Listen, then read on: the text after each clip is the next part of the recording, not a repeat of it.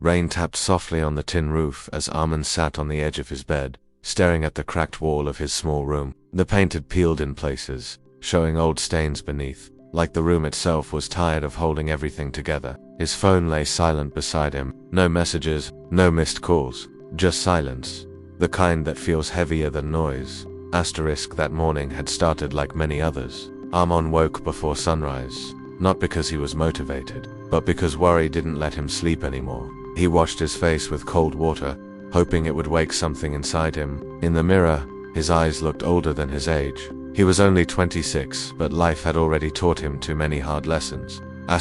He stepped outside, the air still cool, and walked to the bus stop. People around him looked busy, purposeful. Some were laughing, some talking on phones, some lost in their own worlds. Eamon felt invisible among them. He held his bag close, as if it was the only proof that he existed. At work, things were no better. He worked at a small printing shop, doing tasks that barely paid enough to cover rent and food. He had applied for better jobs, sent resumes, waited for calls that never came. That day, his boss scolded him for a small mistake that wasn't even his fault. Armin tried to explain, but the words felt stuck in his throat. Excuses won't change anything, his boss said sharply. Armin nodded and went back to work, his hands moving automatically while his mind screamed. Why does this always happen to me? He thought, why does life feel so unfair? During lunch break, he sat alone behind the shop, eating a dry sandwich. He watched others walk by, people who seemed to have direction, luck, or at least someone waiting for them at home. Armin remembered how different life used to feel. Years ago, his father was alive. Their home was small, but it was full of warmth. His father worked hard, always smiling, always saying that tough times don't last forever. Then one illness changed everything. Hospital bills swallowed their savings. His father passed away quietly one night, holding Eamon's hand and telling him to take care of his mother. After that, life became a long list of responsibilities. Eamon dropped out of college to work. His mother tried to stay strong, but her health slowly declined too. When she passed away 3 years later, the world felt empty in a way Eamon couldn't explain. Since then, he had been alone. That evening, after work, Eamon didn't go straight home. His room felt too small to hold his thoughts. He walked without direction, his feet carrying him through familiar streets. The city lights flickered on as the sky darkened. People hurried past him, each carrying their own stories. Eventually, he found himself near an old park. It wasn't well maintained, but it was quiet. A few streetlights barely lit the pathways. Armin sat on a cold bench, his shoulders slumped. I tried. He whispered to no one. I really tried. For the first time in months, his eyes filled with tears. He didn't wipe them away. He was tired of pretending to be strong. Hard day, a voice asked gently. Eamon looked up, surprised. An old man stood nearby, holding a small bag of peanuts. His hair was white, his clothes simple, but his eyes were calm, kind. Armin shrugged. Every day is hard. The old man smiled softly and sat on the other end of the bench, leaving space between them. Mind if I sit? Eamon shook his head. No. They sat in silence for a while. The old man fed peanuts to a few birds that had gathered nearby. Life feels unfair sometimes, the old man said, as if reading Eamon's thoughts. Actually, most of the time. Eamon let out a bitter laugh. Sometimes, for me, it feels unfair all the time.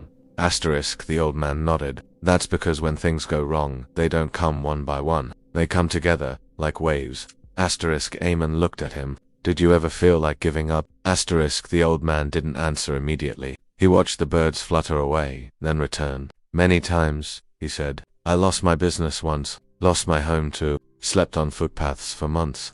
Eamon's eyes widened. Really? Yes, the old man said calmly. And once, I blamed life for everything. I asked why others had so much while I had nothing.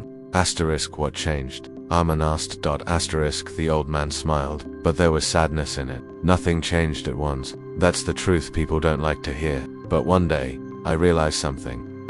What? That life doesn't explain itself while you're living it, the old man said. It only makes sense later. Eamon frowned. That doesn't help when you're struggling.